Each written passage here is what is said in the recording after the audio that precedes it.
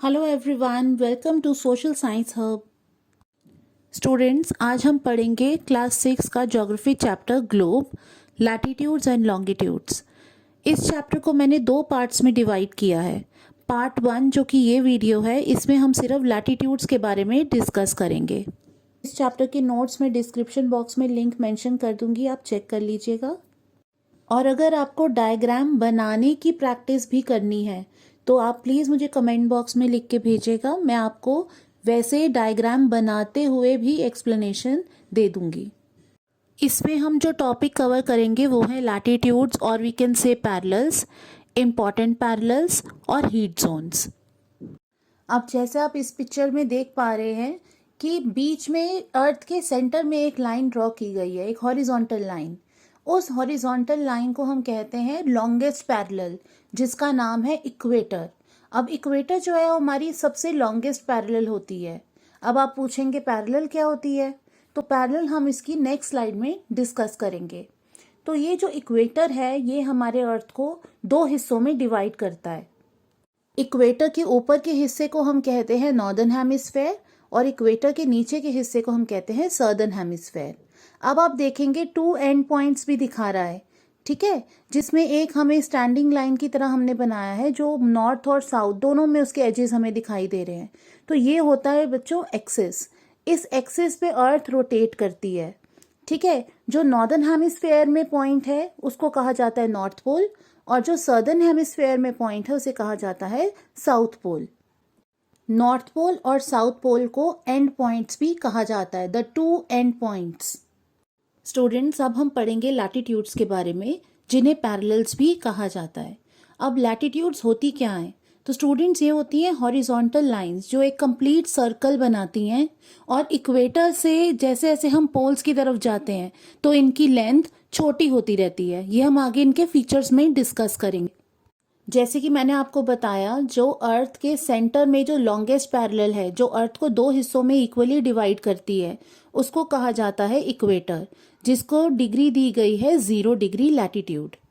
और जो हमारे 2 एंड पॉइंट्स हैं, north pole and south pole, इनको दिया गया है, जो नॉर्दर्न हेमिस्फेयर में नॉर्थ पोल उसको दिया गया है डिग्री 90 डिग्री नॉर्थ, और जो साउथ पोल है जो सदर्न हेमिस्फेयर में आता है उसी डिग्री दी गई है 90 डिग्री साउथ। ये लैटिट्यूड्स या पैरेलल्स हमारी इमेजिनरी लाइंस होती हैं जो ईस्ट से वेस्ट की तरफ एक कंप्लीट सर्कल बनाती हैं। अब आप सेकंड डायग्राम को अगर ध्यान से देखो तो आपको दिखेगा कि इक्वेटर में मैंने लिखा है 0 डिग्री। अब इक्वेटर के ऊपर भी लिखा है 10 degree, 20 degree, 30 degree and so on till 90 degree. अब इक्वेटर के नीचे फिर से वैसे ही लिखा है 10 degree, 20 degree, 30 degree and so on. अब आप मुझसे पूछेंगे कि मैम कौन सी नॉर्दर्न हेमिस्फेयर की डिग्री है, कौन सी सदर्न हेमिस्फेयर की डिग्री है, मैम कैसे हम इसको डिफ्रेंशिएट करेंगे? तो स्टूडेंट्स, इसका बहुत सिंपल तरीका है। जितनी पैरेलल्स हमारी नॉर्दर्न हेमिस्फेयर में है हम उनके आगे एन लगाएंगे। एन किसको डिनोट कर रहा है? नॉर्थ। और जितनी सदर्न हेमिस्फेयर में हमारी डिग्रीज है उनके आगे हम क्या लगाएंगे? एस। एस किसको डिनोट कर रहा है? साउथ। जैसे कि हमें पता है कि इक्वेटर के ऊपर जो नॉर्थ पोल जो कि लास्ट पैरेलल है उसकी डिग्री है 90 डिग्री, और इक्वेटर के नीचे भी जो साउथ पोल है उसकी भी डिग्री है 90 डिग्री। इसका मतलब इक्वेटर के ऊपर भी 90 पैरेलल्स हैं और इक्वेटर के नीचे भी 90 पैरेलल्स हैं, ठीक है। तो 90 प्लस 90 आर 180। और सबसे लॉन्गेस्ट पैरेलल कौन सी है students? Yes, that is equator. So 180 plus 1 that is equator. तो मतलब टोटल हमारे पास कितनी पैरेलल्स है अर्थ पे? 181। दूसरा फीचर क्या कहता है? ऑल द पैरेलल्स और the latitudes are not of equal length. जिसका मतलब हुआ, जैसे कि मैंने आपको बताया था, जैसे ऐसे पैरेलल्स इक्वेटर के दूर जाती हैं पोल्स की तरफ, जैसे कि आप डायग्राम में देख सकते हो पहली कि जैसे जैसे इक्वेटर से दूर जाती जा रही हैं पैरेलल नॉर्थ पोल या साउथ पोल की तरफ, जो उनकी लेंथ है वो कम होती चली जा रही है। जिसका मतलब ये हुआ कि इनकी लेंथ सेम नहीं होती। Equator is the longest parallel, और जैसे जैसे नॉर्दर्न हेमिस्फेयर या सदर्न हेमिस्फेयर में वो पैरेलल्स पोल्स की तरफ जाती हैं तो उनकी लेंथ कम होती चली जाती है। The distance between any two parallels or latitude is always equal, that is 1 degree. अब हर पैरेलल के बीच का डिस्टेंस, पहली बात तो वो इक्वल है, लेंथ सेम नहीं है, पर जो दो पैरेलल्स के बीच में डिस्टेंस है वो इक्वल है। और हर पैरेलल के बीच में कितना डिस्टेंस है? डिग्री का डिस्टेंस है। ओके, हमारा नेक्स्ट टॉपिक है इंपॉर्टेंट पैरेलल्स। हमारे पास 5 टोटल इंपॉर्टेंट पैरेलल्स है अर्थ पे।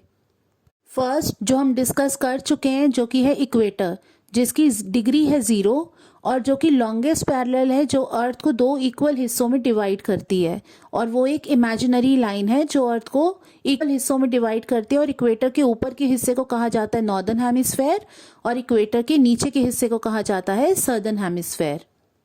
इसके अलावा 4 और इम्पॉर्टेंट पैरेलल्स हैं जिनको अभी हम डिस्कस करेंगे। पहले हम नॉर्दर्न हेमिस्फेयर की 2 इम्पॉर्टेंट पैरेलल्स डिस्कस करते हैं, फिर हम सदर्न हेमिस्फेयर की 2 इम्पॉर्टेंट पैरेलल्स को डिस्कस करेंगे। जैसे कि मैंने आपको बताया कि नॉर्दर्न हेमिस्फेयर में जितनी पैरेलल्स होंगी उनके आगे हम n लगाएंगे, जिसका मतलब है नॉर्थ। आप डायग्राम में देख सकते हैं ट्रॉपिक ऑफ कैंसर कौन से नंबर की लैटिट्यूड है? 23.5 डिग्री लैटिट्यूड है, जिसके आगे हमने n लगाया है। उस n को देखकर आप समझ सकते हैं कि ma'am is talking about northern hemisphere latitude. फिर नॉर्दर्न हेमिस्फेयर में एक दूसरी पैरेलल आती है जिसका नाम है आर्कटिक सर्कल। अब आर्कटिक सर्कल में आप एक चीज देख सकते हैं कि ये पोल्स के बहुत पास है। ट्रॉपिक ऑफ कैंसर ना इक्वेटर के बहुत पास है ना पोल्स के बहुत पास है, पर आर्कटिक सर्कल जो है वो पोल्स के बहुत पास है। और जैसे हम इक्वेटर से दूर जाते हैं टेम्परेचर कम होता चला जाता है। ऐसे ही सदर्न हेमिस्फेयर में भी इक्वेटर के नीचे 2 इम्पॉर्टेंट पैरेलल्स हैं।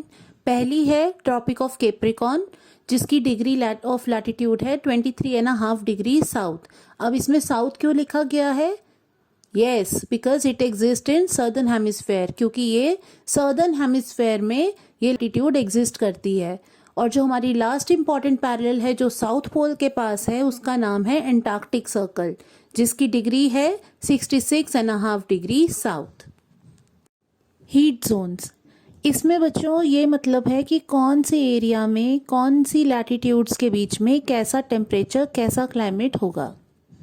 इक्वेटर के ऊपर जो ट्रॉपिक ऑफ कैंसर और इक्वेटर के जस्ट नीचे ट्रॉपिक ऑफ कैप्रिकॉर्न।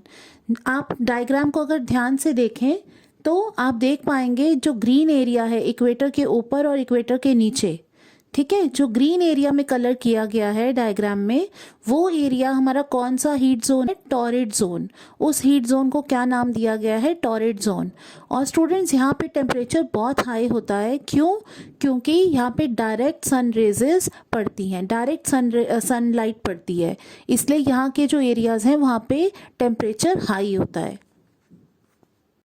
अब हम अपना नेक्स्ट हीट जोन डिस्कस करेंगे जिसका नाम है टेम्परेट जोन।